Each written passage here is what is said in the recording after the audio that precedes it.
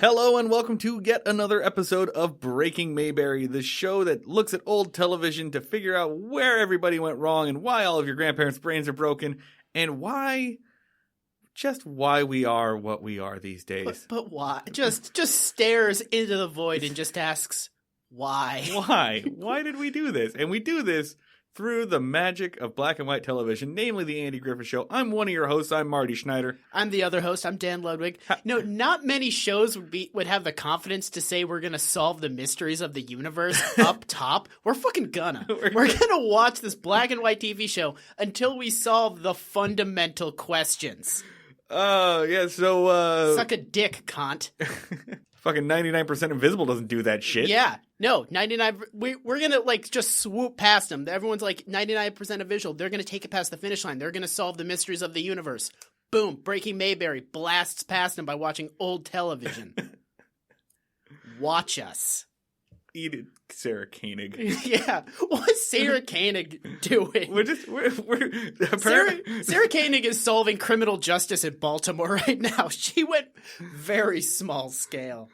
I gotta say, I didn't step into the studio today expecting to start shit with the other podcast, the biggest podcast in the world, but that's just how things go here at Breaking Mayberry.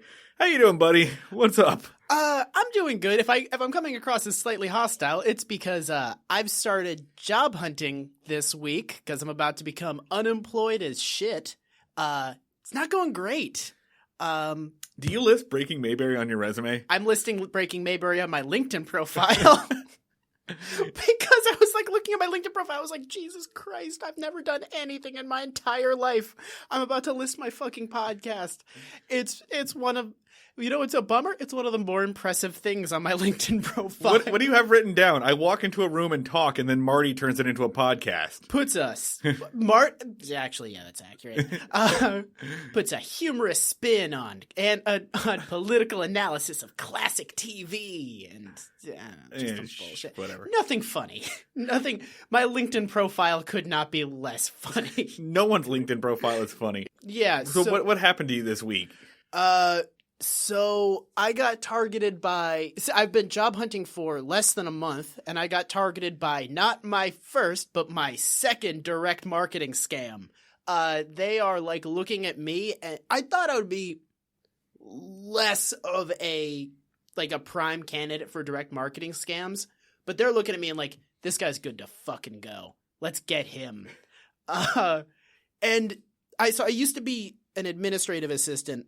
Or I used to be in the administrative assistant territory, and in between jobs, you just accept whatever. Sure. You're just because I would get got by these all the time. I would show up to job interviews, and the job would be operations boy, administrative job haver, employment, and I would show up and they'd be you work for commission. You're going to give you a clipboard, bus you out to the suburbs. You're going to try to convince people to switch to Verizon.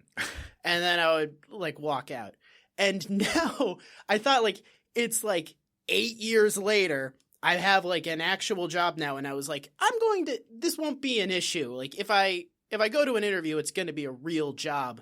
And now I didn't know that this was a development that happened while I was employed. Now they just lie. Because it used to be technically, if you twist the words, this could be a direct marketing scam. And now it's just come on in for our social media coordinator job. Oh, that job does not exist. Oh, yeah, that happened to me, too. Yeah, they just lie now. Yeah, I didn't know they do that. Mine was an operations manager or something like that. And I walked into their co-working space. Not a cool co-working space like the one we work at, but I walked into there and they were so we send people to Home Depots to look like Home Depot employees, but they're just there to sell our clients' products. Oh. So we're like Home Depot vendors. And I was like, that seems deeply immoral. Violently illegal. Super illegal, and also not at all what I do. Yeah. So, no. Good day, sir? So the worst one that I had, this was the first one. They called me and they were like, we need a social media coordinator. The job is way out in the suburbs in a plaza. And I was like, plaza means office park. Sure. Suburbs means suburban office park. That means real position. And when I was like looking at it, when I talked to them over the phone, they were like, we're Philly Philly blank co. I'm not going to say like the full name because I don't want to get sued or whatever. We're Philly blank co. And I was like, okay, they're just saying that as shorthand for Philadelphia blank co. And then like, as I was on the train up, I was like, oh no, their legal name as a company is Philly blank co. Fuck, this is going to be a direct marketing scam. And then I get there and the plaza is a strip mall. And the company is not even one of the main places in a strip mall. It's not behind a nail salon. It's behind the bridge club that's behind the nail salon. And I get there and I'm like, this is a 100% chance. This is a direct marketing scheme. There's an old man playing video poker in the corner. I literally walked past just like 7 tables of geriatrics just playing bridge very slowly. And this sounds like a side plot on Better Call Saul. It is if the Coen brothers had walked out and been like, congratulations, we're making a movie about a reason someone should kill themselves. I'd be like, yeah, that makes sense. That tracks. Yeah. And then I did a group interview with a boy that had just graduated high school. Apparently we were interviewing for the same job, which was demoralizing. I'd asked like over the phone, I was like, I have to check, is this job paid on commission? Because that's like a huge red flag. And they were like, no. And then I got there, they're like, so we do pay a salary, but we pay a salary on our patented revenue sharing model. So like, you share the revenue with us. And I was like, okay, you invented salary. And then I walked out of that one and I got like targeted for another one this week. And it was just sort of like, just a specter of just how boned I am. I'm glad that you brought up like the strip mall and the definition of an office and what the definition of a building actually is, because that is a key part of today's episodes. Yeah. So, the zoning commission podcast is about to begin. Oh yeah, no, let's get into some fucking land politics. Yeah, but before we get into that, remember that Saturday, July 20th, Dan and I are doing our shtick live at Indy Hall at 399 Market Street in Philadelphia as part of the Philadelphia Podcast Festival. We have the early slot, 11 a.m., so we're bringing on some pancakes and podcasts. It's part of a brunch event, so you can listen to us. And then right after us is the Mission Story Slam podcast, so they're going to be great. Story Slam fucking rules. Yeah. I will throw down, it's better than the Moth any day of the week. I agree. Yeah. I agree. Kicks the Moth's ass. But also you can find all that detail at phillypodfest.com. Please come check us out if you're in Philadelphia. July 20th, 11 a.m., Indy Hall. Yeah. Come check us out and see all of our other buddies on different shows. Yeah. Okay, cool. So we got that going. So let's go with today's episodes. Starting out with Merchant of Mayberry. Yeah, all right. So we're starting on Merchant of Mayberry, which is Season 2, Episode 22. These seasons are so long. So fucking long. Because back then you could just like crank out TV on a fucking conveyor belt. Sure. So this is The Merchant of Mayberry. Originally airs March 5th, 1962. Written by Leo Solomon and Ben Gershman. So we get a little break from Ellison Stewart. And of course directed by Three Wolves Howling at the Moon t-shirt, men's extra large, Bob Sweeney. The most spherical man in all of Long Island, Bob Sweeney. And here is your one-sentence summary from Wikipedia. Andy helps a struggling traveling salesman, played by Sterling Holloway, stay in business against the wishes of crusty store owner Ben Weaver, Will Wright. That's right, Ben Weaver's back. Ben Weaver's back, baby, for the first and last time. Are you shitting me? This is the last Weaver? Well, it's the last version of this Weaver, because Will Wright actually dies. Yeah. The actor who plays him dies a couple months later. I was watching this and I was like, man, I don't know how they're going to keep him alive for the remainder of the show. Yeah, there's another Weaver that shows up later in the series, I think in season 4, but I think we pretty much have to assume that he's Ben Weaver Jr. because he's much younger. What if Ben Weaver dies like every 2 seasons and they have to keep getting new Ben Weavers? After a certain point, he's like the Doctor. Just keep rotating out Bens. You just have to assume that he's regenerating in his general store. So Will Wright dies in this, so we're not going to do a funeral for him like we did the mayor, because fuck this guy. He's not the mayor. Yeah. Yeah, no one ever is getting a funeral on this show other than it would cheapen the mayor. Like, all right. If Andy got shot in the face halfway through this show, we wouldn't do a funeral for him. You know why? He's not the fucking mayor. Okay, so want to point out our special guest star on this, quote-unquote special guest star, character actor Sterling Holloway. So when we talk about this man, you already know what voice to put him in, because most famously, he was the voice of Winnie the Pooh. That's who it is! It's the voice of Winnie the Pooh from the Many Adventures of Winnie the Pooh and all the 1960s Winnie the Pooh cartoons. I've been trying to I watched this like twice today, and the entire time I was like, I need to make fun of this motherfucker. What does his voice is high-pitched and shrill, like something. It's killing me. He doesn't even try not to do his Winnie the Pooh voice. He's just like, I would like a smackerel of honey. Is that just his normal voice? Did they I thought he was doing a voice on Winnie the Pooh, but that's just what this motherfucker sounds like? That's just his deal. That's what he sounds like. Was he hitting the neck with something? Was it like when I was a little boy, I was hitting the neck with a hula hoop? Yeah, so actually, interesting bit of trivia is that he played Winnie the Pooh up until about 1981. And then in 1988, Jim Cummings took over the role, and Jim Cummings has been doing it, ever since, because he does all those voices. But for the 7 years in between there, Winnie the Pooh was portrayed by Hal Smith, who plays Otis. Yeah. So wait, what? Yeah, Otis took over. Fuck yeah. And so the second Andy Griffith connection there. So Otis was also Winnie the Pooh for about 7 years. I feel like back then there were just 30 dudes that just did everything. Oh, so you just just every slotted them in and out. If you just looked up Floyd, the guy that plays Floyd's filmography, would just be all of it. The movies. He wrote 16 movies. He acted in most TV shows. He was everywhere. We didn't have many guys. All right, so let's get into today's episode. So the episode opens up with Andy and Aunt Bee walking into a store, and they find Barney asleep on the bench outside of the store. Yeah.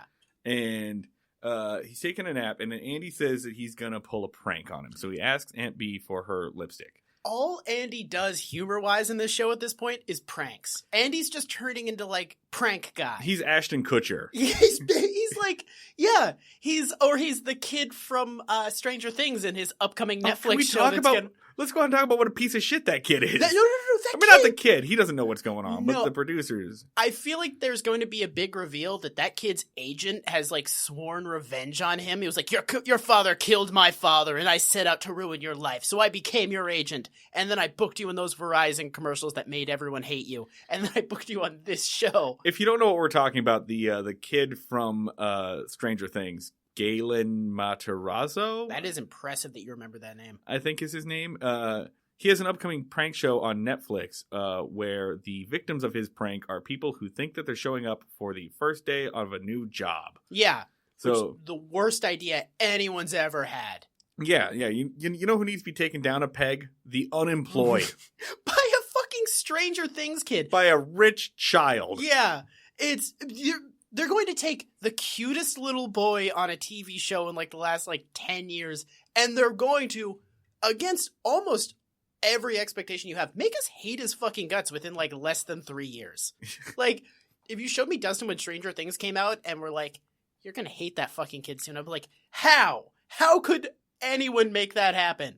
You know what? No, I would buy that. You know why? Because if you point at any 12-year-old boy that is adorable and I'm gonna be oh well, I'm gonna hate him soon because he's gonna be 17. Yeah, and I'm gonna hate his ass. You're literally your only job in Hollywood when there's a child star is to just put a protective shield around him when he's 16 and just, like, keep him in quarantine until he becomes, like, a functional adult. Until he becomes an Academy Award-winning director. Exactly. You know. Yeah. Bringing it back. Ron Howard. Andy's going to prank Barney. Andy's going to prank Barney, and he does this by borrowing some of Aunt Bee's lipstick and putting the lipstick on Barney's finger, like rubbing it on his sleeves, and then tickling him with like a piece of straw or something, like a feather or whatever, so that Barney rubs the lipstick on his face. Yeah. And then he wakes Barney up and says, "Hey, Barney, check that out. I think Joe's parking close to that fire hydrant. You want to go tell Joe to move his truck?" And Barney does so with lipstick smeared all over his face. I like that they kind of figured something out at the tail end of season 2 that, like, before it was, like, always a different person that didn't take Barney seriously, and now they just got one guy. One guy. It's the same guy who, like, pulled up in the truck to make fun of him last episode, too. The last, like, 3 times. He's also the guy that when Barney tried to give him a ticket was like, fuck you. There's just one dude that does not respect Barney's authority, and it's just his entire job. He's just Nelson from The Simpsons, but for Barney. He literally just drives in on his truck, says, "Fuck you, Barney Fife," and then drives away. You have no authority over me. I don't respect you as a man or a person. And then just bounces out of town. Just leaves. He just, like, wakes up every single day and be like, I gotta find a way to fuck with this chinless bitch. So that's Joe, everybody. That's a wrap on Joe. Yeah. Wait, no, Joe doesn't come. No, Joe's gonna be recurring. Joe's gonna be forever. Yeah. You actually made me afraid for a second. I was like, no, I just got this. You can't take this away. Barney goes up and he says, "Hey, Joe, why don't you move your truck?" And Joe just goes, "Yeah, buddy, sure." And then he blows Barney a big old kiss. Like, "Hey, Barney!" Mwah! Joe's not, you know what? Joe's not homophobic either. Joe will pretend to kiss another man because he has lipstick on. Joe's cool. I like Joe. So far, Joe has, like, blown Barney a kiss and also offered him to come over to his house to play jacks. Joe, for the sake of making fun of Barney, Joe will just go there. You think he's doing like a Bugs Bunny thing? Or is this flirting? It might be flirting. Oh, it could be. It could be both. It could be like, in second grade when a boy likes you and he's mean to you and, for that. Joe's mockery of Barney is always vaguely romantic. Right, because he did. He was like, "Hey, come over to my house." Joe, reach out and tell him how you feel. Actually, don't do that. Do not do that. It is North Carolina and it is Barney Fife. Joe, you can do better. And also maybe, no, it's the 60s. Joe, please maybe move. I don't know, bud. Joe Waters, by the way, is his name. Actor's name is Bob McQuain. Bob McQuain. Fucking the side character in the French Connection. He's going to be at least through a couple of episodes of season 3. Hell yes. Okay, where were we? God, we have not gotten through this episode at all. Okay. I told you, it's going to be a long one. Buckle up. Barney realizes that there's lipstick on him. He says the line, you're real funny. Why don't we go to... I'm going to, start trying to have an actual Barney Fife impression. Great Mickey Mouse. Yeah. It just gets, more and more high-pitched. I'm going to bail out on this. Why don't we go to the old folks' home and wax the steps? That's, his thing. Whenever Andy does a prank, he yells something, but they're never jokes. They're just oh, you're real funny, aren't you? Why don't you go be a comedian? Oh, you're real funny. I bet there's a circus in town. Oh, you're real funny. Why don't you go be funny, you dick? They're never fully written jokes. So enter character actor Sterling Holloway, wearing... I fucking hate in this episode. I love this guy. Are you kidding me? I love him. Okay, so he is the 7th character on this fucking show whose entire bit is I'm a little scatterbrained. I'm a little weird. I'm a little sputtery and I'm nervous. I'm a very nervous character. Also, the entire time, Winnie the Pooh voice. I'm a very nervous character. And also, I have what appears to be the world's worst toupee on. He's also just one of the many characters who just show up and hello, my entire characterization is that I'm bad at my job. I'm just horrible at my job. But there's been shitty salesman characters on this show before, and their whole deal is just I'm not gonna try very hard to get a sale. And his whole thing is dude, you will not buy from me. I swear to God, I will die before I sell you this fucking scarf. He aggressively tries to talk people out of buying from him. He puts his body in the way of merchandise. They're like, at one point in this scene, Andy and Barney are like, we want to see what's in the trunk. And he sits on the trunk and he's like, no, you don't. Yeah. I'm not going to let you see what I'm selling. Yeah. He's got a weird thing going. It's a weird pathological thing. But anyway, that's Bert in a nutshell. Bert is a sad man in a weird little suit and a adorable little knit tie that isn't tied correctly. Mm-hmm. And he's complaining about being a door-to-door salesman. He complains about his bursitis, and he complains about how he doesn't like his feet hurt. He doesn't like being a salesman, and he's not good at being a salesman. So I don't know why this entire episode is dedicated to helping him sell stuff. Well, he says that he hates the sound of doorbells. He can't hear a doorbell ever again, or he's going to lose his fucking mind. So that's sort of a prompt for what happens in this episode. So he sits down, and Andy and Barney have to almost fight him to get into his suitcase because Andy's like, I need razor blades. Would you want to sell me some razor blades? And he was like, I will shave you. I will fucking shave you clean, Andy Griffith. Do not buy razor blades from me. He actually offers to give him a couple of dollars to go over to Floyd's for a shave. Yeah. He's like, no, I will pay you to not buy from me. Please, God, don't buy from me. Please, you're hurting me. And they have to, like, physically pull him off of his suitcase and then give him money for razor blades. And then Andy's like, I want some socks. He was like, you have plenty of socks, you piece of shit. You have a house. You're telling me there's no socks in that house. What are you wearing right now? What do you got on your feet? It's socks. You're fine. Do not buy this from me. And he refuses to specify what's in the chest. He's truly treating this suitcase of his like it's the briefcase from Pulp Fiction. Yeah. He's like, what's in the suitcase? Oh, this and that and this and this and the other thing and baubles that no human could ever possibly want. Yeah, and I should point out, like, this is like a proto Kevin Smith thing. Because they literally just put the camera on and just stay in this frame for 4 minutes. Yeah. This scene goes on and it's just dialogue forever. At what point they're very clearly improving while Andy Griffith, the actor, is having trouble opening up the suitcase. Like, Bob Sweeney knows you can yell cut, right? Bob Sweeney knows that you can just do this again. But I mean, it adds texture, and also if they have to film it a second time, they might be late for happy hour. Yeah, and also it no one cares. It's 1962. Yeah, and so we get through this scene that pretty much just introduces the character of Bert over and over and over again. There's a joke here that I don't get. Yeah, it's a super weird joke. So Aunt B rolls up. And she's buying stuff. She buys an apron. Yeah. And then Andy makes her buy socks, too. Yeah. And then Barney says, well, what does she want with socks? And Andy says, well, she's got some real long garters. Which I don't totally know how garters work. I don't know what that means. Honest. I feel like maybe for... do you... I don't know what a garter is. If I'm going to be totally honest with myself. It's a type of stocking.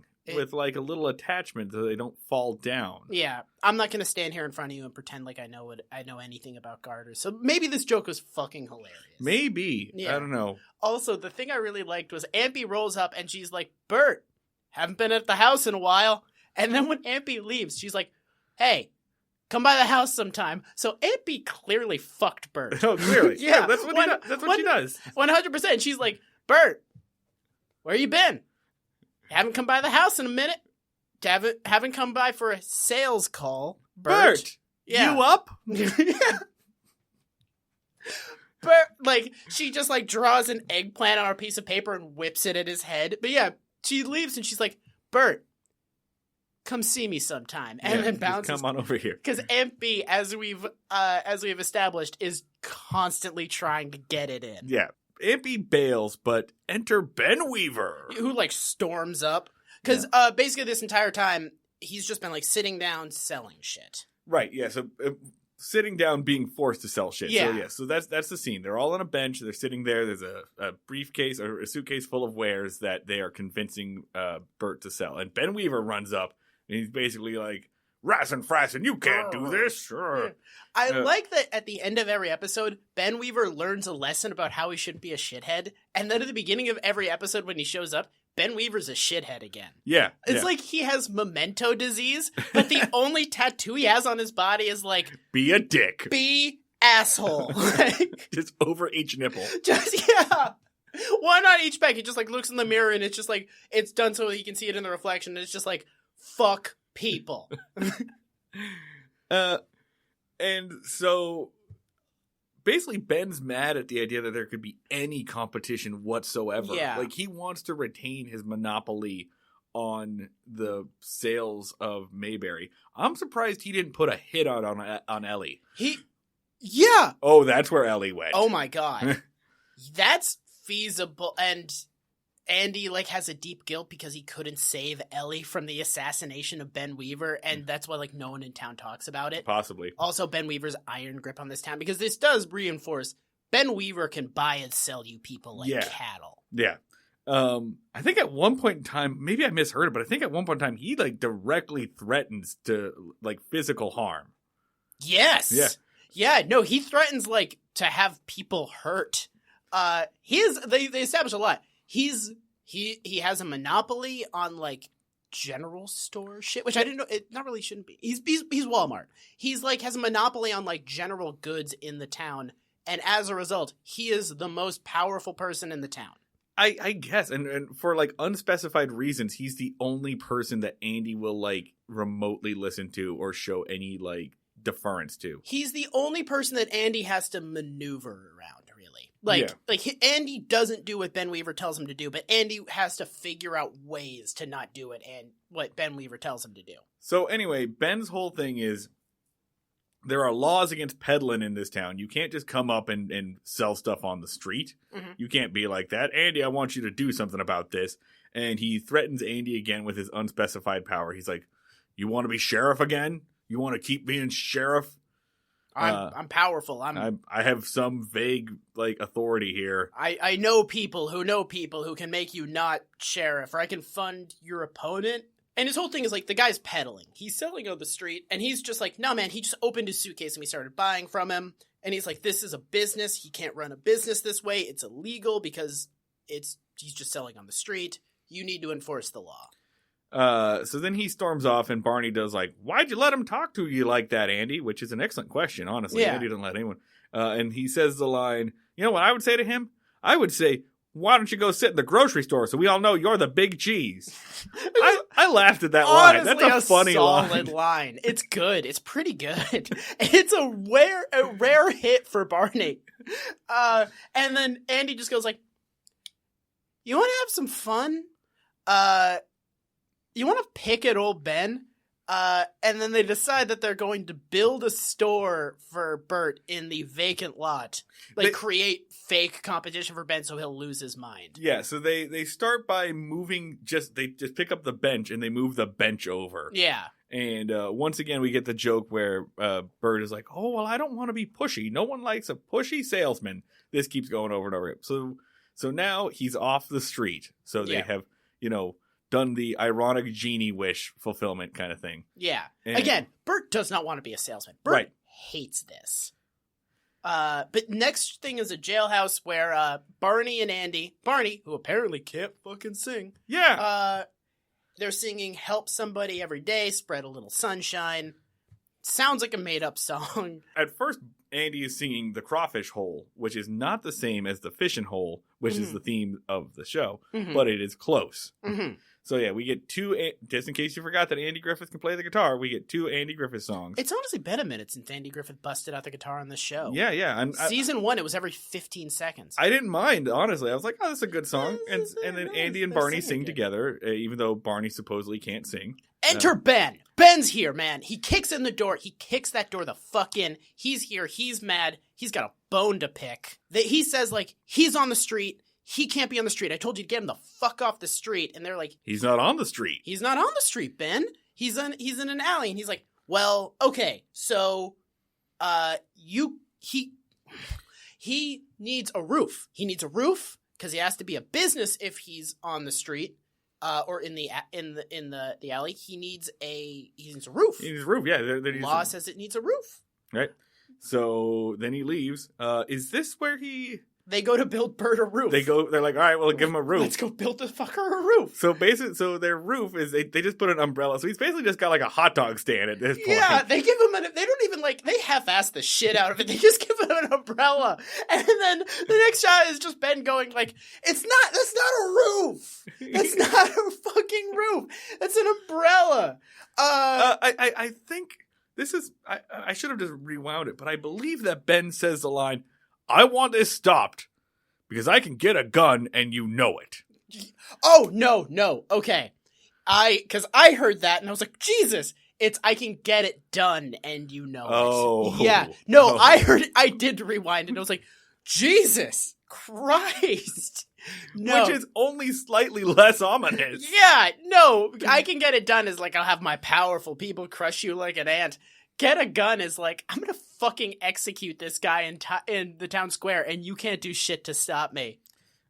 So basically, where this is going is it goes back and forth until finally they just straight up invent the concept of a pop-up shop. Yeah, they just build Ben just like a temporary structure, just give him like a little like stand. Yeah, essentially with a roof and walls, and he just stands in his stand selling pots and not really selling. Telling people not to buy pots and pans and scarves from him. I get so sick of this bit because this Winnie the Pooh ass motherfucker is doing like this stuttering, like, "Oh, did you really need to buy a scarf? It's too hot for a scarf. What do you need a scarf for? Also, this scarf is disgusting." And I'm like, okay, this bit is like a 2-second bit. You're doing it for 30 seconds. And then he turns and he's like, "I want to buy teacups." And he's like, "You need all these teacups? Oh, no, you do not need teacups.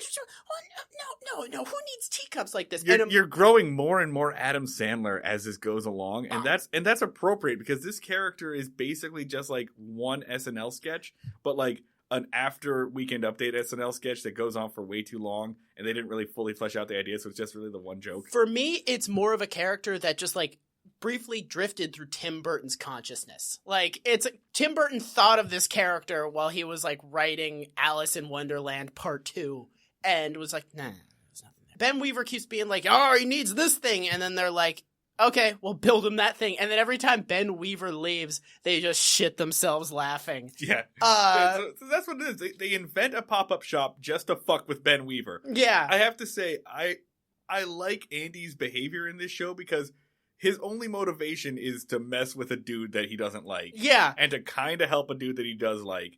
And he doesn't really get involved any more or any less than he absolutely has to. It is arguable whether or not he is helping Bert because Bert hates this. Bert doesn't want to do this. This is Bert's least favorite thing in the world. I think Bert was just like, please God, let me fail at this so I can do something else. And he's just like, hey, Bert, here's more people that you can do sales to. And he's like, okay, cool. The thing that makes my blood feel like acid, let's go do it.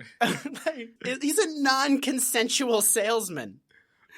Next scene is at the jail and enter Opie, and we have to talk about Opie's. What before the Opie thing, there is a line when Ben is like, he's like, I've been nice up until this point, but I'm about to not be nice. And Andy's like, yeah, you've been nice. Barney hasn't been nice. Yeah, he's been real nice. It's cool that you pretend to be a skinflint and mean old tightwad, because otherwise people would take advantage of how nice you are, Ben. They just basically like berate him to his face for a minute. He nearly shits his pants. The actor does a fantastic job of looking like he's holding in shitting his pants. We really should talk about like the performances in this, Bert and Sterling Holloway aside, are fantastic. Yeah. Oh God.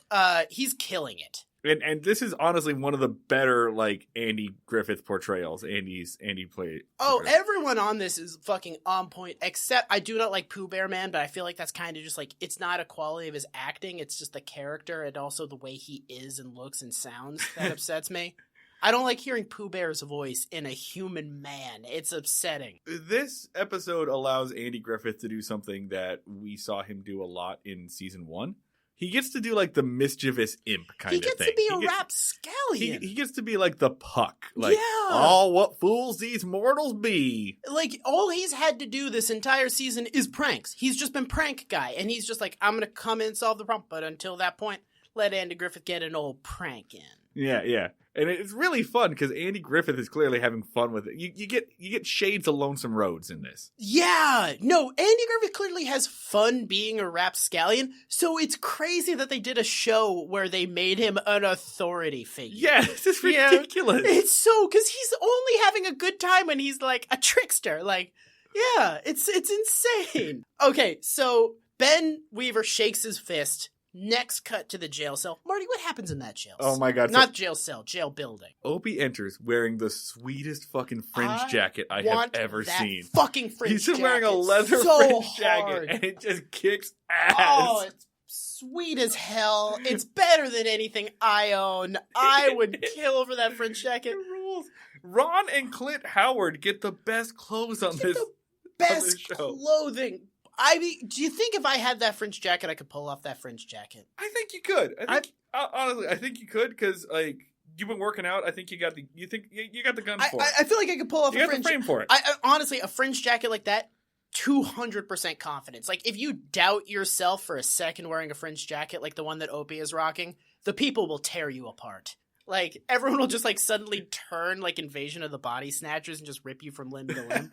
I think you could pull off a fringe jacket like that. All right. Yeah, I don't think you would waver for a sec. We can't both wear fringe jackets. No. We can't each have one. No, we bewilder and upset people enough without wearing matching fringe jackets. I have slightly broader shoulders, so I think I could probably. I think you're fringe. I do not have the self-confidence to pull off most. I bought a tank top a month ago and have been trying to work up the courage to wear a tank top. Oh, so honey. I probably can't rock. I keep like putting on the tank top, getting like halfway out my door, and then just immediately turning around, being like, everyone's going to be like, what's up with the tank top? So, oh, buddy. Fringe jacket is probably light years away from that. What were we talking about? What show is this? So Opie comes in and he's like got that sweet jacket, but it's not about it. So he's got just like a shitload of candy and gum and whatever. And Andy's like, "What? Where did you get this? How did you pay for this? I did not give you any money." Yeah. Opie's just like Weaver's just straight up giving shit away. He gave me this chocolate, and he's just like emptying his pockets on the table. He gave me this chocolate. He gave me this gum. He gave me a fuckload of balloons. So Ben Weaver is pulling a move. It's the same move that Bob's Discount Furniture does, where he just has like free candy and ice cream and stuff, and for kids. Bob's Discount Furniture does that shit? Yes, I feel so vindicated in hating that fucking guy. I only know this because like we bought a dresser from them recently. Oh, okay. And I just stuffed my pockets full of butterscotch. I walked out of there just like... You shouldn't support... I feel like this is going to be very inaccessible from people not in like the greater tri-state area, but Bob's Discount Furniture has the most upsetting TV advertisements for the last 10 years of just like this guy that has a voice that is hellish to hear, of just like a deep he's got like a Ned Flanders ass voice. Yeah, and all of his ads are claymation couches being very upsetting. Like he's doing crime using claymation. And it's like him and like a claymation version of himself from like 30 years ago. Yeah. So it's like him and then this claymation guy, it's him, but with like way more hair. He asks the question, what if the guy that made Wallace and Gromit was evil? And the answer is he would use abominations of claymation to sell, I'm assuming, crappy furniture just from the fact that his name is Bob. No, actually, it was pretty good furniture. Fuck. I won't lie. But delete that. Bleep that out. I demand that you bleep that out. We're not endorsing that furniture place. But the other thing is, like, he's also real passive aggressive in his commercials, because some of his commercials are like, "Hey, you know what sets Bob's apart from other retailers? We have stores. Yeah, you can come here and look at the furniture before you buy it." Yeah, all of it is like he's in a court case, and it's like. And there's a claymation judge. I don't know why the judge is claymation, but Bob is just like, oh, yeah, no, my beds are better. Also, they're not sold to you by convicted pedophiles, so that's pretty cool. Like, all of them are really bitchy and mean. Just bordering on slander. Yeah. What show is this? And so Andy is asking, like, where'd you get this? So Ben is like giving kids free stuff, and that gets the parents over there, and then he gives the parents super deals on all their stuff, and he's just selling this stuff so cheaply that it's gonna squeeze Bert out of business. Yeah. And this scene is like very much like a Walmart like closing down the small mom and pop shop. It 100% is. The analogy is just very easily there. I mean, normally we have to do a little bit of work to get the analogy for you, but this one's like served up on a platter. Big monopoly, big box store, undercutting the small one's prices, basically just out of spite. Just out of spite, because again, this Andy establishes like this guy could not pose less of a threat to you if he tried. He's literally nothing. So you trying to put him out of business is insane. And he gives away an entire day of free shit just to get like the possibility of competition out of town. So it's like, it's Walmart. It's just Walmart. Yeah. So we don't have to like Andy, connect the dots on this for you. Guys, it's Walmart. Andy like pretty much admits he can't do anything here. So he walks over to Bert's stand, which is now completely empty despite having tons of people yesterday. And Bert tries to be like, oh, well, I think that people will buy stuff later. You know, they bought a bunch of stuff yesterday. And Andy's just like, and for some reason this time, Andy's just like, I'm going to tell you straight up the truth, dude. Yeah. Like, Andy's just like, so, you were, no, because, all right, the deal with Bert is like, Bert's like, I'm fine, but this isn't a big deal to me. But also, I bought all this shit, and I'm pretty out on a limb here because I bought a lot of stock from the next town over. And Andy's like, oh, this had real human consequences. Fuck. So I should tell you that you were a pawn in my game. You were a pawn, basically. I just kind of used you. We destroyed your life for our personal amusement.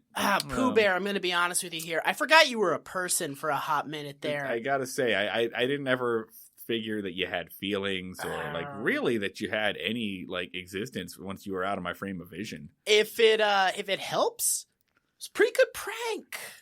Honestly, you gotta know, I do this shit to my best friend all the time. Yeah. Like just every day. No, but honestly, Bert kind of takes this in stride. Bert takes this pretty well. Bert doesn't give a fuck. Oh, well, I guess I'm not going to be a salesman anymore. And, secretly he's just like, hallelujah. I feel like Bert deeply yearns to be a hobo. And this is, and he's just like, Andy is just preventing him from being his dreams. Not even a hobo, right? Like just literally any other job.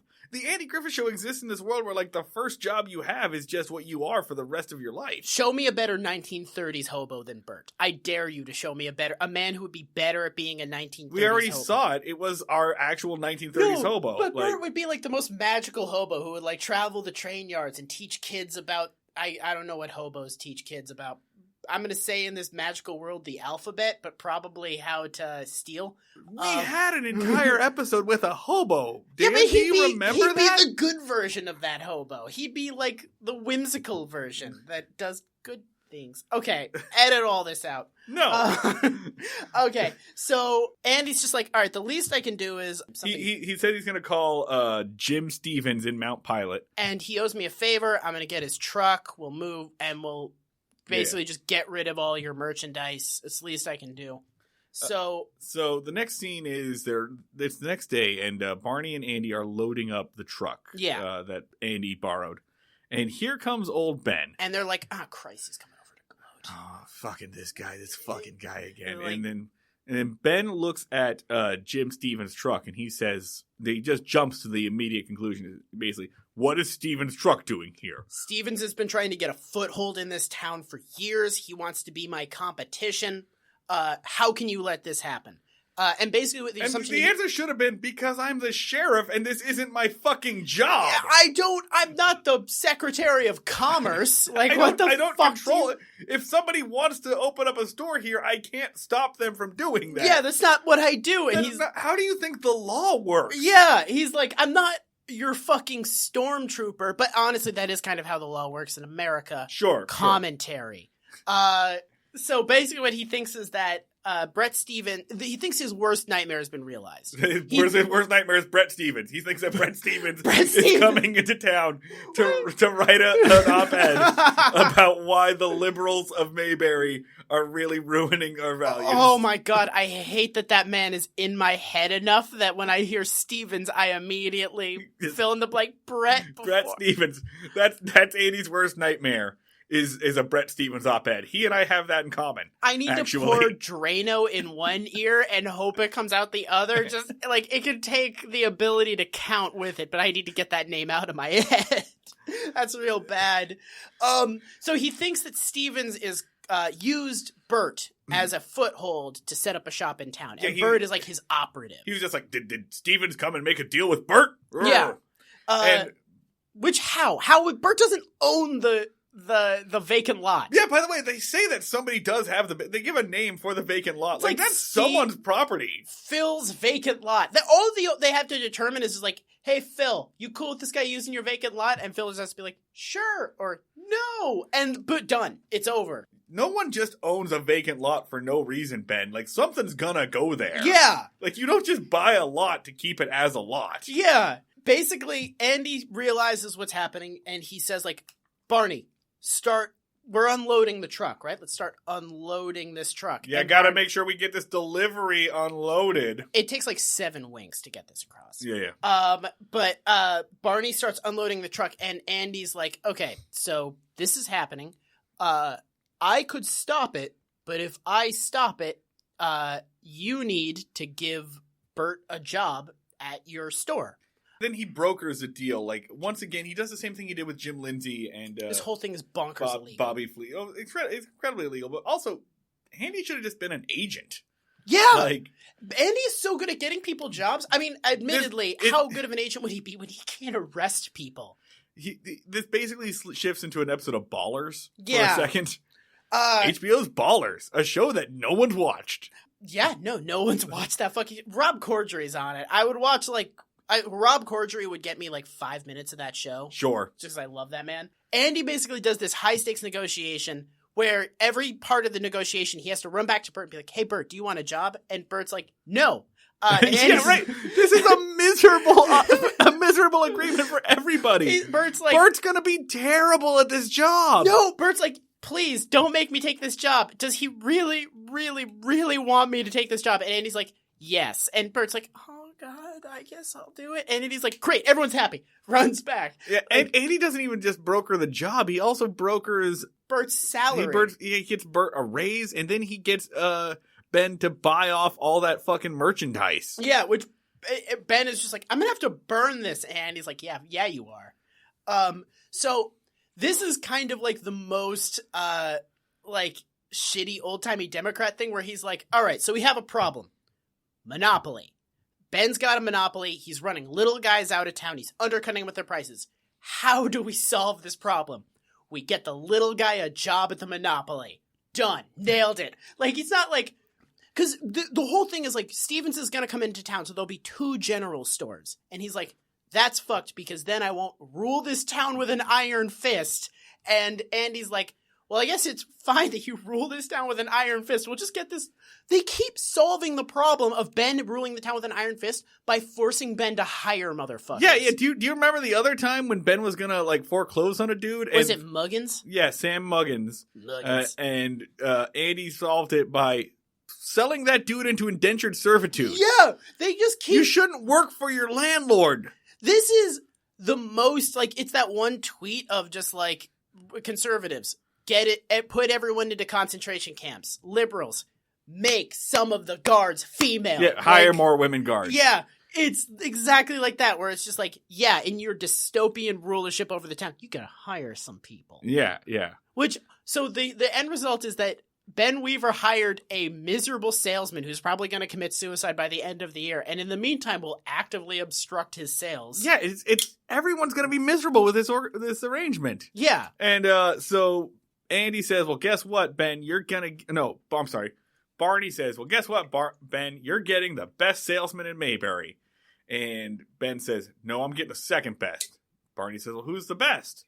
And he says, well, you should know. You work for him. Yeah. And he's the best salesman. But a bunch. Stinger is that... Ben enters and he's like, somebody needs to go into that vacant lot so that people can't build a general store in there. I'm talking to you, the sheriff, not the mayor or literally anyone else. You, the sheriff. Use your capacity for violence to do this. And he's just he said I appreciate you keeping that vacant lot empty for me. Yeah. And Andy says, well, I'm going to tell you something. I hate to break it to you, but somebody else moved in there. Somebody else set up a shop in there. And Ben loses his shit. And they're just like walking down. It takes forever for them to get from the jail to the lot. And it's the whole time Ben's just yelling, how can you do this to me? You double-crossed me. You promised me you'd keep that lot clean. Which Godzilla. how exactly could Andy make that promise? What power does he have over land purchasing? Yeah, also, he never promised that he would keep the lot empty. He just said that he would get Bert out of there. Also, he hates you. Yeah. Why are you expecting this? He thinks you're a piece of shit. Anyway, the joke is that after Ben throws his little temper tantrum, Andy gestures at the business that's there, and it's Opie with a lemonade stand. And for some reason, Opie is just holding it like with a full bare fist, just shoving his fist in the pitcher of lemonade. I don't know if he's like dunking a lemon in it, but it's just like his little sticky little hand is just deep in that pitcher for no reason. And Andy's like, that's my dipshit son. And that's the clip that Bob Sweeney decided to go with. It's like, all right, whatever, Ronnie. Have fun. Just fuck it, let's get lunch. So, ratings? Every negative point in this is I fucking hate Bert. So the Bert stuff, annoying, because they do the Bert joke of Bert is a bad salesman like 15 a bunch of times. Yeah. But all the stuff of Andy and Barney fucking with Ben Weaver, great. Hilarious. So good. It's just them ripping on this old man. And just like, he's doing like the parody thing of just like an old rich like guy going, oh, like shake fist. Yeah. I'll get you kids. Lucky ducky. Yeah. So that's great. So I put it at like a 7. This is an 8 for me. This is a solid episode, honestly. This is an episode worth watching, I think. So moral reprehensibility, Barney score. It's hard because on one hand, draws attention to a very real issue. Big businesses undercutting smaller businesses with their pricing. Great. Fucking yeah. Like they're pointing out that Ben Weaver's whole thing is an asshole. Monopoly's bad. Problem is their solution to that is just go with it. Just roll with it. Like eke out small employment victories where you can. So arguably worse than if they hadn't brought up the issue at all. Isn't it wonderful how you can get a job as a Walmart greeter after you're forced to close your family store when Walmart moves into town? It honestly makes sense why everyone's like so numb to this for like the last like couple of years, because like the entire time it was happening, they were just like, well, just do the thing that Andy Griffith did and just get a job at Walmart, idiot. Like, yeah. So it's really just like the seeds of something dark. Yeah. As much of this show is. So yeah, a 5 score again. Like no puppies are kicked, but I gotta say probably a 6 in terms of like actual damage. It did probably a 7. Yeah. Like it really like you can just see people being like prematurely numbed to shit that we really needed them to not be numbed to. Yes. And they were just like, monopolies, undercutting businesses, and running them out of town. It's not great, but it's okay and acceptable and something you should live with. Deal with it, I guess. It's pretty much what the approach they take to this. All right. So the one I'm pumped about. Let's get into Aunt B the Warden, the episode that fucking whips ass. I'm pumped about this episode of television. Let's rock into this. Let's just get rocking and rolling, rocking and reeling Barbara Ann with this shit. Yeah. All right. So season 2, episode 23, Aunt B the Warden, airs March 12th, 1962. Written by Charles Stewart and Jack Ellenson, and directed by, up next to bat for the Sutherland Valley Baptist Church softball team, Bob Sweeney. The first character to die in your Oregon Trail party, Bob Sweeney. Yeah, let me do the one sentence summary from Wikipedia. Yeah. With the courthouse jail full of moonshiners, Otis has to serve his time in the Taylor house. By the way, remember, this is Andy Taylor. Yeah. We keep referring to him as Andy Griffith. Because I kind of refuse, because I have an honest issue with things where it's the actor's name and then they give the character a different last name. Like, I always hated Heathcliff Huxtable, because I'm like, it's called The Bill Cosby Show. Call it The Huxtable Show. Sure. Otis has to serve his time in the Taylor house under the supervision of Aunt B, who keeps him busy with chores. Yeah. A thing not included in the summary is that this episode fucks hard. This episode rails. This episode fucking opens. The fucking opening of this episode, Marty, is a police car hauling ass, drifting down a fucking country road. Andy Griffith takes a hard corner, kicks up dust through a fucking cornfield. For this episode, he might as well have, like, jumped something. Like, for this show. It's a proto Dukes of Hazzard. Yeah. Then, opens up the jail. Barney's running out the front door. Losing his shit. He's like, holy shit. What comes out of that police car? Just like a whole like clown car full of ne'er-do-wells and miscreants. Andy comes out, and you're thinking like, oh, it'll just be Andy Griffith. He'll just be like, oh, hey, golly shucks. Andy Griffith looks like he's been through fucking hell. He's holding a double-barrel shotgun. His hand is bandaged up. There's a cast on his pinky finger. His hair is He's got a giant bruise on his right cheek. He's limping a little bit. Couple of the guys have like bruises on their cheek. They all look like they've been in a fist fight. And Barney asks like, what the fuck happened? He's like, had a little bit of trouble bringing these guys in, and then like unloads the shotgun. So before this episode happened, there was a fight scene because Andy like went to bring these guys in with a shotgun, and then they fought him, and Andy Griffith had to punch a guy in the face so hard that his fucking pinky broke. Yeah, he beats and then he beat them into submission so badly that he was able to load them in the car. Yeah. And then stop at the doctor's to have his wrist bandaged up. And they just sat there and took it. Yeah. And made no attempt to leave. These guys are not like limp, but they're just like standing there like defeated. Andy has broken them. I would give my left testicle to see that fight scene. I would give anything to see that fight scene. So here's something interesting from the ultra reliable Mayberry wiki. Yeah. About that cast. This is what it says. Andy is shown with a cast on his arm, supposedly from a sprained wrist he got bringing in the Gordon boys. This is because, in real life, Andy Griffith supposedly sprained his wrist driving his fist through a wall. Fuck! And then they have this little like sentence at the end. The reason for this seemingly uncharacteristic outburst has been debated for years. What could have... I mean... What caused Andy Griffith to put his fist through a fucking wall? I mean, I'll offer an explanation. He was a movie star. It was the 1960s. Movie stars in the 1960s punched walls. That's true. They were all fucking crazy. Like... Yul Brynner would just, like, slap children in the middle of the street. Like, of course he punched a fucking wall. Kirk Douglas was basically the coach from Letterkenny. Yeah. He just ran through just kicking shit. Yeah. These, like, a movie star back then would just went on rampages because you could say, like, the art took hold of them, but in reality it was just, like, they were drunk. James Cagney would just, like, throw a trash can into traffic. Cary Grant would just be like, well, it's 7 o'clock, time to slap my wife. Yeah, so, like, fuck, that's why, because he's a rich white man in the 60s. Of course he punched a fucking wall.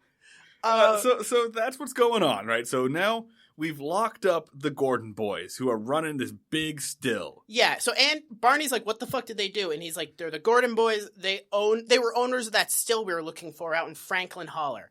And there was a really good line where Barney Fife says, do you want me to...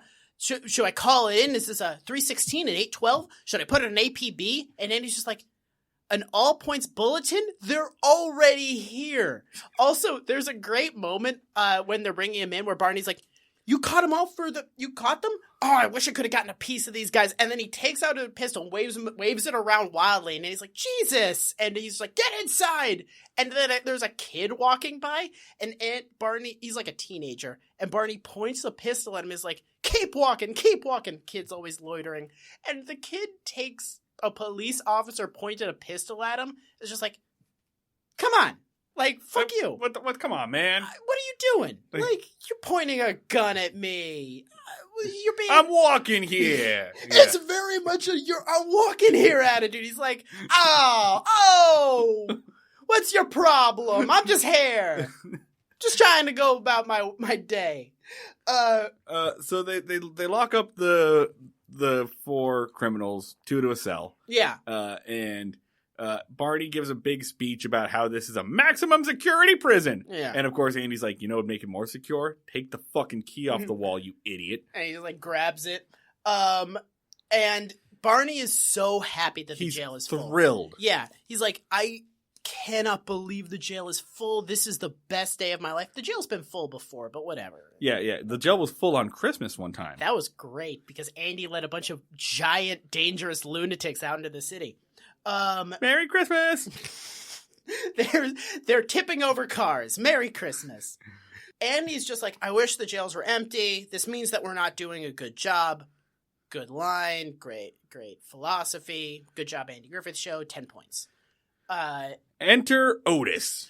Oh, so Hal Smith, I'm going to say a lot of nice shit about this episode. He's so good in this. One, Charles Ellison and Jack Stewart fucking nail this episode. Yeah. The writing is exceptional. For them, it's like the best thing they ever done. They should have killed themselves right after because they were never going to top this as human beings. But for this show, it's great because every single joke lands. We've gone off on Ellison and Stewart before, and this time I hate these weaselly little pricks. This time they are nailing it. I just say this episode rules. Everyone is on top of their game. Andy's on top of his game. Francis Bouvier, who plays Aunt B, fucking rules. Dig Hal Smith up. Give him a fucking Emmy. Give Al Smith like 30 Emmys for this episode because he annihilates. Hal Smith nukes this episode from orbit. Hal Smith rides a nuclear bomb out of the plane like it's the ending of Doctor Strangelove. He wanders in, this little, like, drunk, fat W.C. Fields looking at motherfucker, and he's, like, funny from the very get-go. And Hal Smith knows perfectly how to use the fact that he does not have a chin. Yeah. Like, he moves his head around in relation to his neck so perfectly. He looks like a little Tykes doll. Yeah. Or like a Weeble. Weeble's what they call it. Weebles wobble, they don't fall down. He's adorable, and his face is constantly moving in and out of the weird hub that is his head neck. It's so perfect. And so Otis stumbles in, and he tries to go to his room, his cell. And he sees that there's two people in there, and Barney's going to get the keys, and the four Gordon boys say, yeah, come on in here. Yeah. Because they think that Otis is the one that sold them out. And as we all know, Otis is no narc. Otis does not snitch, which is extremely counterintuitive because why the fuck does Andy let him hang out if he like is drinking from every moonshiner that they are constantly hunting for, but they don't just like follow him? Yeah, Otis is not an informant, and Otis, I think, is smart enough to know when Andy and Barney are tailing him. Otis is on top of his shit. But, so, they basically are like, okay, 1, you're buddies with the sheriff. 2, right before we got caught, you stopped buying from us because we upped our prices. And Otis is like, I did not leave you because you upped your prices. This is great. I left you because your quality went down.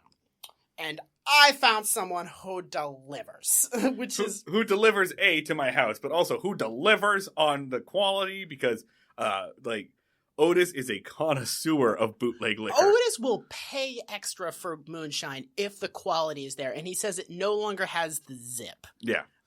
He's just like, I've tasted this model. This is not an excellent vintage of sure.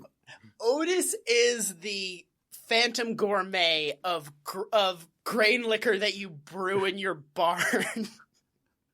He's basically Daniel Day-Lewis in Phantom Thread, but when it comes to fucking grain alcohol. He's such a discerning palate for things you can't taste because it's burning off your taste buds. If I'm going to go blind, it will be worth it. Solid Day-Lewis. Barney comes back with the keys, and he's like, which cell should we put him in? And one of them's like, put him in my cell, I'll fucking murder him. And the other one's like, no, put him in here, I'll also fucking murder him. So they have to evacuate Otis from the premises for his own good. Pull him away. So they talk a lot about this. They're like, there's no room for Otis. These guys are gonna fucking kill him. We'll have to constantly be preventing them from kicking the shit out of Otis. And then there's like a lot hemming and hawing, but Andy's just like, we'll just take him to my house. And Barney is upset about this. He's like, you can't do that. That undercuts the law, which who gives a shit? It's the Andy Griffith show. So Andy's just like, I'm going to take him to my house. I'll just lock him up at my house. It'll be fine. As he's leaving, Barney like stews about the integrity of the law. He almost lets him steal the key twice. He just keeps leaving it on the wall. Just kind of, just reminding you in case you forgot that Barney Fife is incompetent. Sure. It's been a minute. You might have like forgotten. So cut to the house. Aunt B is baking. Yeah, she's baking alongside with pickle champion Clara Jeffries. Oh, that's Clara? Oh, Yeah. Continuity. Yeah, and somebody else. Some lady. Some lady. Andy and Otis roll up, and Otis is singing. And at first, he's singing just like some like nursery rhyme, but at the first, it sounds like he's singing zombie. Like it does. In your hand, in your hand. Like, and then he starts singing about like a field mouse or some shit. But I was like, just for a second, I was like, what the fuck is happening? Am I going insane? So Andy like starts to like brings Otis in. There's it's a whole thing because like Otis is like fall down drunk. Hal Smith is like having the time of his fucking life with physical comedy. They bring him in. Aunt B's like what the fuck is you brought the town drunk here? I have people over. Oh, I'm sorry. You want Otis to stay here? No. Right. I live here. This is very bad. This is the like drunkest, craziest person in town. No. And Andy's just like, well, yes. Yeah. And then Otis drinks from the flower vase, and it's a whole thing. Yeah, they give him the vase, and they're like, here, Otis, you need to get some water in you. And he's just chugging his, chugging it from the... And they get him upstairs to this, the spare bedroom, I guess? Yeah, no, they take him up to the guest room, cut to the kitchen where Aunt B is, she's leading the leave, and she's really distracted because she's constantly looking up, hoping that Otis doesn't do something stupid and embarrass her. Clara just made a coconut cake, and she thinks it should be decorated with jelly beans, which sounds fucking disgusting, Clara. Stick to pickles. I mean, I'd eat a cake with jelly beans on it. Coconut cake with jelly beans? Nah.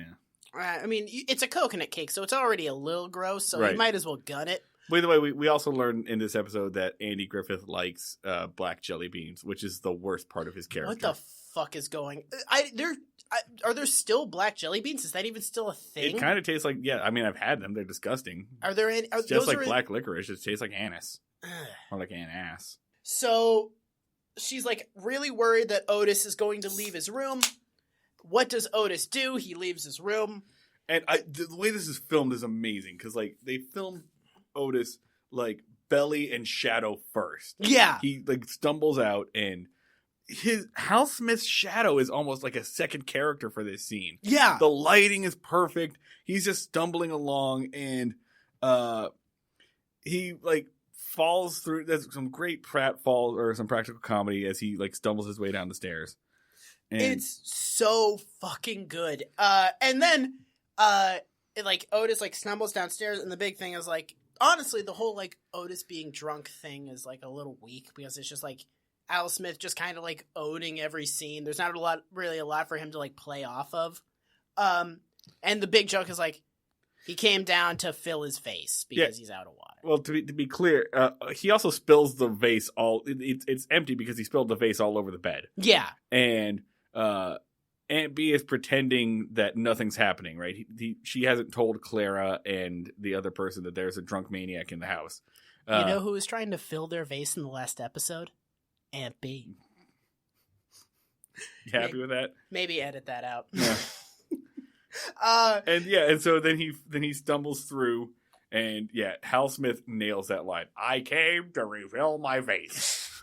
So good. So fucking funny. Hal Smith is just on a fucking rampage. It's so good. And then it continues because it cuts to the morning, and Aunt B's I'm very upset that you brought a drunk lunatic to the house, and he embarrassed me in front of the other women. The only people I know. Yeah, who's the gossipy women who are invariably ruining my life as we speak. They're probably running me out of the church. And Andy's just like, well, don't look on the black side of things, which sounds weird because I've never heard like that, the other side of that phrase. Right. But... Yeah, I mean, I guess logically, right? Like, if you're saying look on the bright side, there should also be a not bright side. But dark side. Yeah, don't look dark on side. Yeah, black side sounds weird, but it's weird. So Andy has to leave, but Otis will be gone soon. It's fine. In fact, let's go ahead and clear this up. Otis's sentence should be over by now, right? Like, normally they just have Otis, like, sleep it off and then he leaves. Well, no, he always hangs out in the jail. Like, he always, oh, yeah, he just chills in the jail. Like, they let him out of the cell, but he doesn't leave the building. Sure, okay. The whole thing's a formality, except for right now. Right. So, Aunt B makes Otis some toast and some breakfast. Andy's like, it'll be no big deal that he's here. Oh, also, he likes 2 eggs, 1 sugar in his coffee. He should have it about now, also with orange juice. So if you could just, like, bring that up to him soon. Bye! And then he says, like, oh, can I kiss the warden on my way out? And then, like, kisses Aunt B on the cheek. Back at the jail, Barney is once again trying to rehabilitate criminals, this time by helping them build, like, valuable life skills. Oh, sorry. Did you think that this episode was just good? No, guess what? It's also possibly the most morally reprehensible an episode of this show has ever been. Remember last time when an Andy Griffith episode was like, hey, rehabilitating prisoners is a bad idea and you shouldn't try it? We're doubling down. We're double tapping this idea. Because don't you dare try to rehabilitate prisoners. I feel like these episodes, like right before they aired, must have been like sponsored by Milton's Prisons. Milton's. When you think of human rights abuses, think Milton. Right, because this is just like, yeah, fuck you for even trying to teach these people anything. And also, prison labor is a good idea. Because guess what, folks? That's where we're heading straight for right now. And the crazy thing is, the entire time it's being morally reprehensible, it's great. It's funny as shit. It's so funny. Because Barney is doing rehabilitation, and he says, all right, so you can, I'm gonna turn you into productive member of society. Had your lives turned out differently, had the wind blown your twigs in a different direction, horrible way to phrase that, but keep going, Barney, you could have been a dentist. You could have been a great violinist. You, a great architect. And then he points to, like, the biggest, luggiest one. It was like, you could have been a dancer. It's so good. It's really funny. And yes, Barney admits that at least a little bit of this is circumstantial. This is violently out of character. This is not even in the same dimension as this character, but fuck it. Barney is, in this particular phase of the episode, Barney is the best character in the entire show. Oh, sure. Yeah. Like, I'm really enjoying this version of Barney, this Barney 2.0. I think by this point, Barney has, like, figured out I think Barney's finally figured out that crimes are at different levels, and that there are crimes, and then there are crimes. And that people can change, and that if you just give them the tools to not be criminals, they won't want to be criminals because being criminals isn't particularly fun. Like, it's not a great, like, joyride. So Barney gives them the only tools he knows, which is, like, basically Opie's toys. He's like, I've got a wood carving set, a leather carving set, a metal working set, and a Mr. Potato set. Great joke. It's so funny. Fucking great. It's so funny. And the prisoners, there's this great shot of the prisoner just staring at him like, what the fuck? And then there's just like a long pause. He's like, well, who wants what? And then just like the big guy that he called the dancer was like, I'll take the Mr. Potato Head. And then he just hands them all out. And the prisoners are just like, what is happening? But this rules because Barney's just like, yeah, I can teach you things. You can learn skills and then leave and then go like. He's giving them a really good speech about like, yeah, you guys just gotta like believe in yourselves a little bit and you can be different people. You don't have to be criminals. It's great. It's fucking great. Oh, it's so close. And then Barney smiles, feeling really good about himself because he feels like he just basically did like a fucking stand and deliver. He just did like Mr. Holland's fucking opus. Oh, Captain, my Captain. Yeah. And then like it hard cuts, and it should episode should just end there. It should stop. This should be done. But okay, so remember the past scene because it's going to come up again. Back at the house, Aunt B is serving breakfast to Otis. She knocks on the door and says, Otis, come get your breakfast. And Otis says, I'll have it later, Aunt B. Just keep the coffee warm for me. And then Aunt B just loses her shit. Yeah, so, because Otis says, like, I'm a prisoner, and I expect to be treated like a prisoner in this house, because the joke is, like, Andy treats him as an extremely cushy prisoner. Aunt B comes in, yells at him to wake up. He's like, fuck off. And then she dumps the vase. She looks at the vase, and she's like, that fucking vase. And then just picks it up, dumps water on him, and says, like, you're a prisoner? That means I'm the warden. That means you have to do what I say. So the first thing you're going to do, you're going to clean this room. After that, you're going to do chores. And he's like, I have the worst hangover in my entire life. And she's like, I don't give a shit. Right. I'm Aunt B. I'm fucking stone cold. I'm the fucking...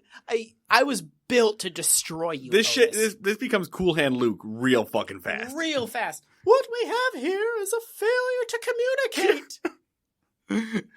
Some men you just can't reach. The next scene is Otis mowing the lawn, and he like tries to take a break. Like he's mowing the lawn, and he just like tries to like lean up against the fence, and then Aunt B just like quickly walks out and just stares at him until he starts mowing the lawn. If Aunt B had a cattle prod at this point, like Aunt B, there could be one scene where Aunt B just has like a bullwhip and just whips him, and yeah. Like, she could just, like, throw a harpoon into his back like he's a woolly mammoth, and I would not flinch. And then the next thing is, he's cleaning a window, and then as soon as the window is clean, Aunt B's face is there staring at him. She's everywhere. She's omniscient. You cannot escape B. The Aunt B panopticon, like... There should just be one thing where it's like 1984 where there's a big screen just like with Aunt B's face, like, you will clean, the house will be tidy. Oh, Foucault would have had a field day with this fucking episode. Oh god, Foucault would have nutted. And then Otis is chopping wood, and then Aunt B is just like, yes, you've done a good job. And then she's walking back, and Otis looks at the axe and contemplates murdering a woman. It's so good. Andy comes home and Otis is cleaning the floor. Yeah. And he's just like, Otis, what the hell are you doing? Yeah. And Otis is like, get me out of this. Please get me out. Please Get me. And then he's like, is Aunt B like treating you well? And he's like, Aunt B, she's Bloody Mary. And then Andy's like, well, I guess your time ain't up, so I can't let you go. Andy's also having a great time with this. This is funny as hell. Hilarious. And he's like, I can't take you back to the jail because they'll murder you. Right, yeah. And then walks away, and there's a close-up of Hal Smith's face, and he just goes like, oh, what kind of a mess have I made of my life? And then he says like, okay, here's what I need to do. I need to crack out, which, not a term. Sure. Is like, I need to run for it.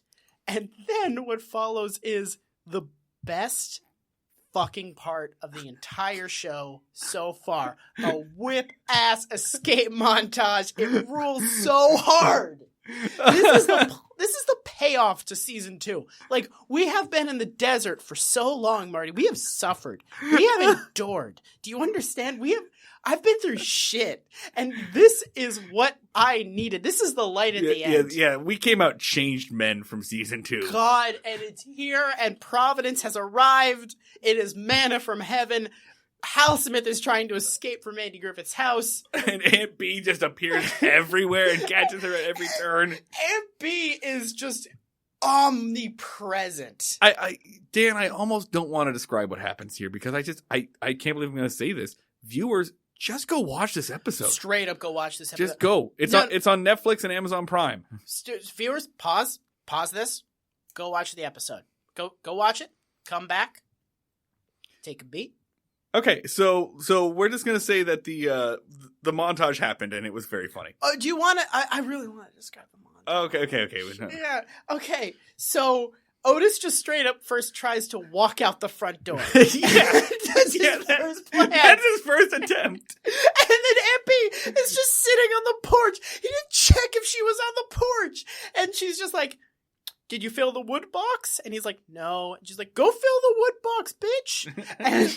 and then she keeps saying over and over again, get to it. It's the best. It's such a good line. There's this like ones where he's upstairs and he's like he leans out and he sees the neighbor, which is just some dude who's got a ladder. Yeah. And he's like, hey, bring me the ladder. Come here. And then the dude is just like, yeah, okay. all All right. This seems cool. And then just like puts the ladder against the window. And then Otis, like, they show every step of Otis climbing down, which is again like a thing they didn't know that they didn't have to do. But this time it's funny. Yeah. This time it's funny because he's climbing down the ladder to where Aunt B is, and we see Aunt B, and he doesn't. Oh, do you think you can play the music from this scene? Because as he's climbing down the ladder, the best fucking jazz music the is music playing. in this episode kicks it. I'll try. So this whip-ass music plays, and then he, like, climbs down, and then Aunt B is just standing there smiling perfectly still, and he just looks at her and just goes, have you vacuumed the hall? No. Well, get to it. You know what this reminds me of? The ladder. It reminds me of those Looney Tunes cartoons with the sheepdog and the wolf. Yes. Good night, Ralph. Good night, Sam. And like every single time the coyote tries to take the and it always said sheepdog there. It's that. It's just that. Extremely Looney Tunes. It's so Looney Tunes because it was like the degree to which Aunt B wasn't there when he started climbing down the ladder, and then she's standing perfectly still, smiling as he gets down. It's so Looney Tunes. It's so good. And then the last one is it's like a long thing of like Aunt B like negotiating with the guy that takes their laundry away. And she's like, so you're going to have it back by Thursday? And he's like, yeah, I got you. And she's like, okay, good. I expect this of you. It's good to see you again, Steve. And he's like, thanks. Good to see you again, Aunt B. We totally fucked. I totally railed Steve. This is me, Aunt B, talking directly into the camera. This is the only time the entire Andy Griffith show that the fourth wall is broken, and it's just me, Aunt B, going like, fuck that guy. Because again, Aunt B is a stone cold player who is running pipe constantly. Yes, constantly. And Aunt B is just crushing it. So then she goes around and she like looks for Otis for a second, and she's like, Steve, stop the truck, and runs out with her broom, and then just starts smacking laundry bags. And just you hear just Alice McCall like, oh God, no, stop. And then he gets out, and she's like, have you done the dishes? No. Well, get to it. It's so good. I think it's like the first time the show actually does a montage. Yeah. And it rules. It's so funny. So Andy comes home and he's like, it's time to let Otis go. And Otis comes down and he's like in a slightly different suit than the suit he was wearing before. He's like somewhat dressed. He's sobered up and it looks like he's going to church. We've seen him wear this suit before. Yeah. He's not moving his arms, which is how Hal Smith indicates that he's being a good boy. Right. Like Hal Smith shows that Otis is behaving by being uncomfortable. Yeah, because every time Otis is like misbehaving, he's moving his head. Why am I physically demonstrating this? This is a podcast. Like he's moving his entire body around constantly, and he's really like liquid and shit. And whenever Otis is behaving, Hal Smith does it so that he's just like carved out of wood. And he barely moves his knees to walk. And then Aunt B is like, well, tell him what you told me. And Otis is like, I'm not going to drink. Also, he's like trained like a dog, where Aunt B is just like, speak. I'm not going to drink anymore. I'm on probation. If I ever misbehave, I have to come back here. And then Otis calls Andy's house The Rock. The Rock! It's so good. It's just the name of The Rock. Otis calls the house The Rock. Otis walks out of the house and just like, oh, it's good to smell freedom again. Which he's been outside before. So Barney comes in and hey, do you remember how Barney was trying to do a good thing? Yeah, Barney was trying to rehabilitate prisoners in a constructive and healthy manner that we both fucking loved. Yeah, fuck that. Fuck that shit. How dare you? It's the Andy Griffith Show. You can't rehabilitate anyone. Like, no one changes. Fuck you. This is the Andy Griffith Show. No. But so what happened? You know that metalworking kit that Barney gave him? They used it to escape. They made a fucking key. Because how fucking dare you? That's what a prisoner will do if you try to give him any sort of kindness whatsoever. how dare you tell them that he could have been an architect? Also, I like the implication here that apparently they were already good enough at metalworking to make a fucking key out of a child's erector set. They made a still. They're not unskilled labor. Making a moonshine still is hard. It's really difficult. He should have been like, have you ever just thought of taking your probably considerable abilities as moonshine guys and just like becoming skilled legal labor, because you totally could. Like his sin here was being slightly condescending. I guess, yeah. But also not really, because he was doing a great thing. But also, they made a key capable of opening 2 jail cells, 2 steel doors out of a child's metalworking kit. These guys rule. But they also fucking they were just the A-team, you know? Yeah. It was just that scene where the bad guys lock the A-team in the garage and it happens to be full of, like, malleable materials. Yeah, no, like, Barney's criminal sin was 1, believing that rehabilitation is possible, and 2, forgetting that he had locked up the A-team. Like, we forgot to mention up top that one of these guys was played by Mr. T. Yeah, actually, Dan, what we should have said up top is that in 1972, the Gordon boys were sent to prison by a military court for a crime that they didn't commit, and those men promptly escaped from a maximum security stockade to the Los Angeles Underground. Today, still wanted by the government, as they survive as soldiers of fortune. And if you have a problem, if no one else can help, and if you can find them, you can hire the Gordon boys. Was that on the Mayberry Wiki? It was the ultra reliable Mayberry Wiki that told me all that. Huh. Yeah. You know, a little bit of context really goes a long way on this show. So Barney reveals that his efforts to do the right thing, something good. And then they got to go recapture the Gordon boys, which is not a big deal, because the next scene, the stinger really drives home the fucking putrid moral of this awesome episode. Just the black-hearted, evil moral is they've immediately captured the Gordon boys. And Andy's like, you know, you've done your form of rehabilitation. Let me show you mine. And then they bring the Gordon boys into the house, and the boys are like, oh no, it's Bloody Mary. Oh God, this is The Rock. I've heard of this. And then they bring them in, and Ampy's like, I've been waiting for you boys. Get to work. And then the whole moral of the story is that you can't reform prisoners by teaching them skills, because they'll use those skills to commit crimes. The only way you can reform prisoners is through labor, is by making them do unskilled labor for free at a private residence. At the sheriff's residence. Yeah, which is so unpleasant and miserable and punishing that they never want to go to jail again. So they're willing to change their entire lives. So that is the moral of the story of this episode that's brought to you by Milton's Prisons. That's right. When you think atrocity, think Milton. So, like, are they just gonna have prison labor at Andy's house indefinitely now? Did Andy just realize, like, is Opie never gonna have to wash a dish ever again in his life? Because there's constantly going to be a fucking moonshiner cleaning some part of his house.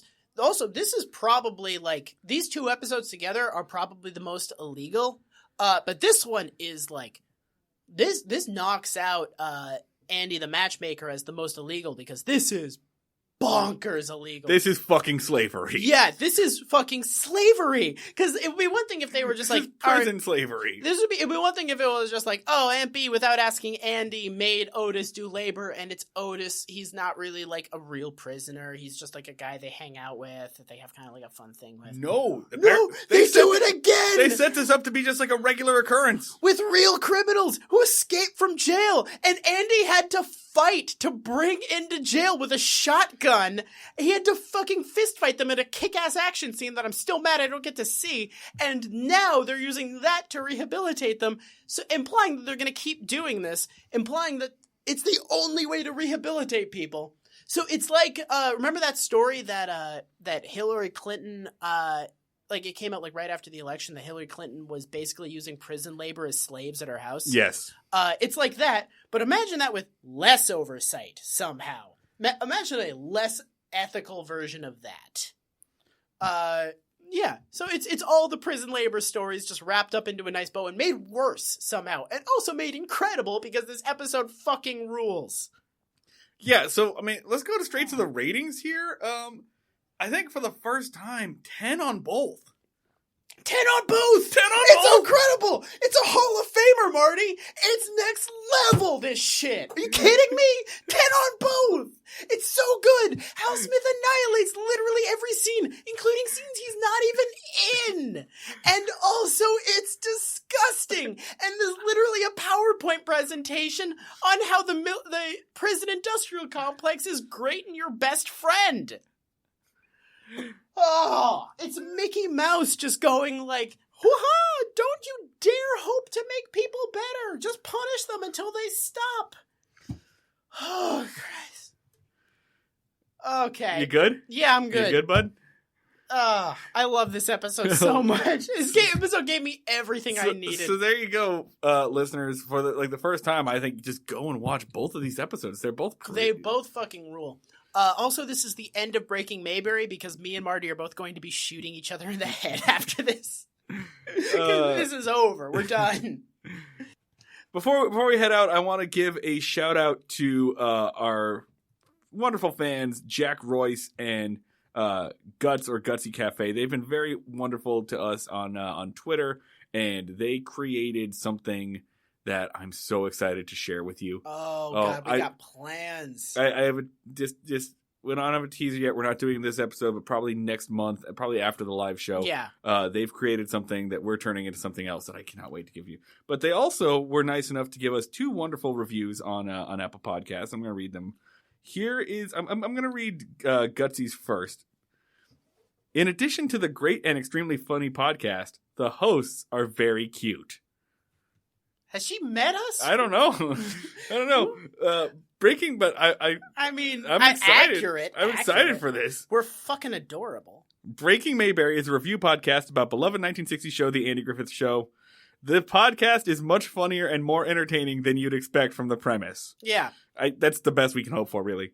Hosts Marty and Dan have great banter and chemistry as they discuss the show at its funniest, most boring, and at times most morally horrifying, especially from a modern standpoint. On occasion, they invite guests to the show, which are equally entertaining and provide insight from their individual knowledge bases. I don't have a lot more to say, other than it's a really fun podcast I look forward to with every update. Thank you, Guts. And this one establishes a very important thing, which is we're adorable, and if you don't have a crush on us as a listener, you should. Oh, do you think that our listeners have arguments about like being Team Marty or Team Dan? I hope so. I really hope so. And if guys, it would really help me out if you don't have those arguments, if you don't have to actually believe in them, but if you could just do just have a few. And honestly, you heard Dan earlier. He can't wear a tank top, so I will gladly give up a few votes. This has just been like a PowerPoint presentation on why my self-esteem is in the toilet. Job hunt's not going good. Can't pull off a tank top. If you could just be on Team Dan, I'd appreciate it a lot, guys. And then Jack Royce, who also is responsible for our spinoff series on Patreon, the Stanford Anime Experiment, wherein Dan and Jack Royce torture me with anime. Also, it doesn't exclusively have to be Jack Royce. If you have a submission for anime that you want Marty to be forced to watch, ideally wouldn't be super violent since he doesn't feel like he can really talk about that much. Also, don't go super sexual because we kind of we can only do that so much before it gets creepy. Loud, incoherent, upsetting. Make Marty watch bad anime and then listen to it on Patreon. So Jack wrote, I made them watch an anime once. Yeah. And multiple times.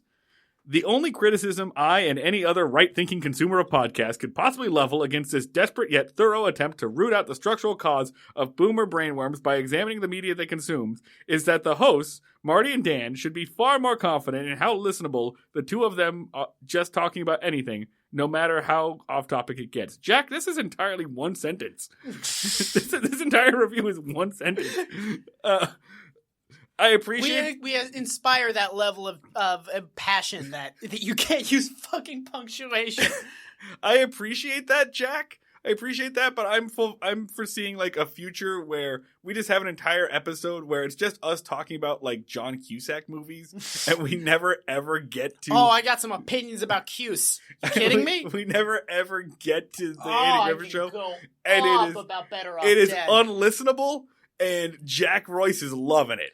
I mean, this episode was basically made for Jack Royce because this is like 40% tangent. We've been here 2 fucking hours. 2.5 hours. Anyway, thank you, Jack and Guts. We really appreciate it. Listeners, if you want to join Jack and Guts in the helped out Breaking Mayberry Club, you can go on to Apple Podcasts or the podcast of your choice and give us a rating and or a review. It's wonderful and we love it, and we'll give you a shout out. Thank you. We appreciate it. It makes our very, very humble lives. It really, like, we read over them and like recite them to each other. And if you want to get access to the bonus content, including me being tortured with anime, that's at patreon.com/breakingmayberry. Guys, if one more person subscribes to the Patreon, and Marty will let me continue the Stanford anime experiment, and the next one is fucking awesome, and we have plans for like the next couple, and he hates it so much, and it's really funny. Please, we just need like one more person to subscribe to the Patreon, and then I can keep doing this thing. Otherwise, we gotta like watch Walker Texas Ranger again. Also good, but it doesn't cause Marty physical harm. All right, so other than that, you all know the drill. Okay, if you want to follow us on Twitter, we are at Break Mayberry. On Twitter, I personally am at Schneid Remarks. That is SCHNEID Remarks. It looks like I'm at the Luds, 2 Ds. That seems to be like that tracks. That's what I've heard. Yeah, all right, cool. And the music that you heard at the beginning, that was Max Ludwig. The music you're about to hear is Appalachian Coal Mines by the band Ask Again. I've done this a number of times. We're a little drunk at this point, guys. Yeah. That's really about it. Go watch those episodes. Once again, July 20th, Philadelphia Podcast Festival. Come join us at the Podcast and Pancakes Brunch. Please. Other than that, we'll see you all down at the fishing hole. Yeah, I'll come back now.